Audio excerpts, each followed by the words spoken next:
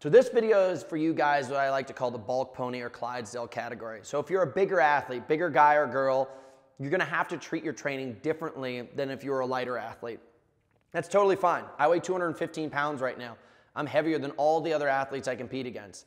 Obviously, being a bit leaner and lighter is gonna make it easier to get through the race, but not in all circumstances. Being big is powerful. It is beautiful. So don't be ashamed of that body, but let's teach you how to train it. So if you're a heavier athlete, one of my favorite things to do is ride the bike. So if you do not have a bike and the opportunity to ride outside like I do in Southern California, one of the best things you guys can do is get a stationary bike like this. I love Concept 2. It's got very simple metrics. It's the same machines that you guys use when it comes to racing a Hyrox. So I get on here and I train hours a week. So what I recognized many years ago is the heavier you are, the more likely you are to get injured in running. It's just a complete impact sport. So if you start to crank up your miles, you start to feel your calf go, your knee go, your hips go. The bike never bites back. It's the devil that keeps on frickin' putting the heat down, but never really scorns you for the work that you do. I've never had an injury leading to bike unless I crashed it. But being here in the gym, it's a safe, easy opportunity to add volume. So what I really like to do, guys, is I start out my season with a 70-30 split. So let's just get, for simplicity's sake, say you train 10 hours a week of cardio, 7 hours is gonna be on the bike, and then 3 hours is going to be running. You're gonna mix this up, but basically from simplicity's sake, it's a 70-30 split. Later on in the season, a couple months in, 60-40, 50-50.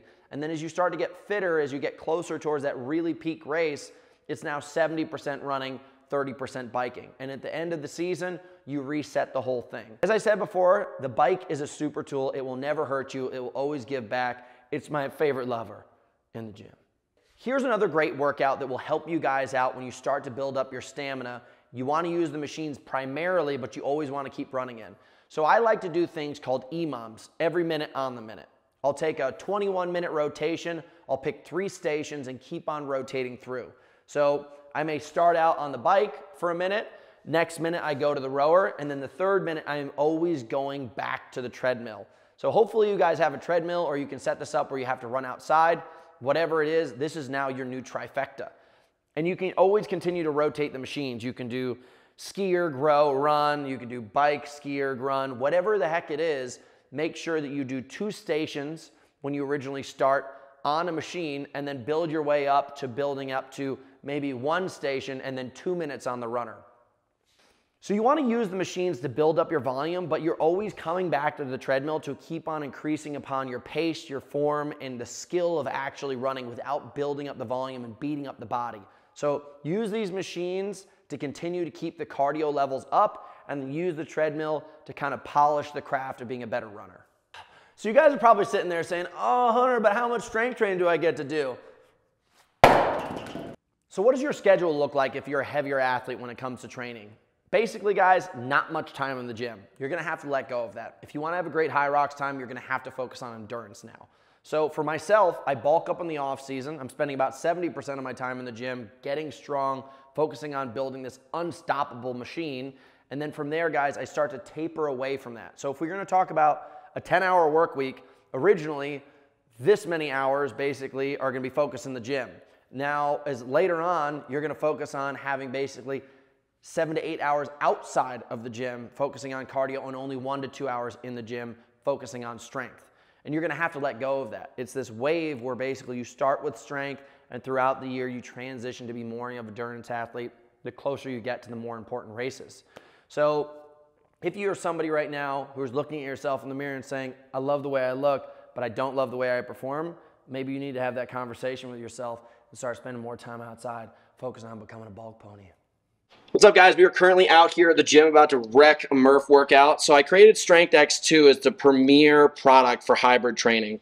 This right here, guys, has creatine and citrulline in it, and it's got 5 grams each, which is the minimum effective dose. These 2 simple ingredients will really push you guys to the next level. You load it, you use it, you train with it, and then you will get the best results possible. So check it out. Get some in your cup, guys. We'll see you guys in the gym soon. So if you guys are a heavier athlete and you want to start to lean out, here are some basic tips I want you guys to know about when you're fueling yourself after workouts, ways you can easily cut off pounds and start to lean out towards your goals. All right, so come on over here. These are two easy post-race snacks. You got rice crackers, and then you basically have a bag of chips. Now, the most important thing you guys can do is keep your nutrients about the same, carbohydrates and protein intake, but then start to draw away from the fats. Fats really don't become that essential for your overall performance. They are basically there for health, but in reality, guys, most people have a lot of hidden fats in their food that they do not need that could carve out easy pounds. So this right here, if you look in, total fats, less than a gram, okay? You could eat this whole thing and you'd basically end up with having like 3 or 4 grams of fat. This same bag of chips over here, per serving, which there's 5 of them, you've got 11 grams of fat per serving. So weight-wise, guys, these are about the same, and you would be basically like 100 times, infinitely more grams of fat in this bag of chips right here than you would with rice crackers. So when I'm leaning out, it's all about rice crackers. Keep it lean. I'm gonna miss the chips, but you can have them later on in the season. Right here, guys, ground turkey is an amazing alternative instead of going after red meat. I love steak, I love burgers, all that kind of stuff. When you're getting into season, you're trying to lean out, you really want to focus on getting ground turkey. There's a lot less saturated fat in there. There's tons of hidden calories, and it's just not something you want to mess around with. So lean turkey is the way to go. So yogurt's another really effective way to get protein in and stay really, really lean. But you have to make sure you get the right yogurt. So this right here, guys, if you look, non-fat yogurt. I've got 2 options right here. I love to mix it with honey. I love to mix it with my cereal. A great post-workout snack. 15 grams of protein per serving here. And then also you guys got some carbohydrates to have that bang for your buck right after the workout. But if you guys end up getting full-fat yogurt, it's much like the bag of chips I was talking about earlier. You've got a lot of extra hidden calories in there. When you're trying to lose weight, you do not need it. Okay, guys, let's say it's breakfast time. You really want to get out of the gym. You've had your post-workout shake. You want to have that big breakfast scramble with some toast and blah, blah, blah. Everyone usually goes for eggs. I absolutely love eggs. The yolk, though, can be a problem. So understand, guys, the yolk is very healthy. It's something that's great for your body. But if you're going to have 5 eggs, which I do every time that I go out for breakfast, you want to maybe get 1 or 2 yolks and then do the rest egg whites. Egg whites hold all the protein. The yolks hold all the fat. So what you want to do when you guys go out and get a breakfast, ask for an egg white scramble instead of a full scramble. Every single one of these eggs has 5 to 7 grams of fat in it. That's basically going to screw you over. If you guys can make sure that you keep away from full-bodied eggs when you're trying to lose weight, this is another really easy way to pull the fat out. Another really important thing when it comes to losing weight that I think a ton of people forget about is staying hydrated. So this is our hydration product right here. It's got BCAAs in it. So when you are starting to pull away all those nutrients, a lot of your body will start to actually reach into its muscle stores to try to burn that, and basically what's going catabolic. If you guys ever smell yourself after you're done working out and you smell like ammonia, that right there is your body breaking down proteins to use them as fuel. Keeping aminos inside of your hydration while you're working out is absolutely essential. Another really important aspect of staying hydrated when you're trying to lose weight, guys, is your metabolism will actually go down if you are dehydrated. So if you guys are trying to focus on that protein synthesis, the actual building of muscle, but also focus on the aspect of having a fully functioning metabolism, if you're dehydrated, it's really going to negatively affect your results. So I personally, when I'm training at full capacity all year round and working on our hydration product, but the most important time, guys, to be taking this is when you're starting to go through those cuts. So elevate the amount of hydration that you have, elevate the amount of BCAAs and products like this that you have inside of your water so you can get the best results possible. So being a heavier athlete is not a negative, okay, guys? You have a lot of benefits for being a bigger and stronger athlete. But you have to train specifically, and you also have to fuel specifically to make sure that you can reach the goals that you have.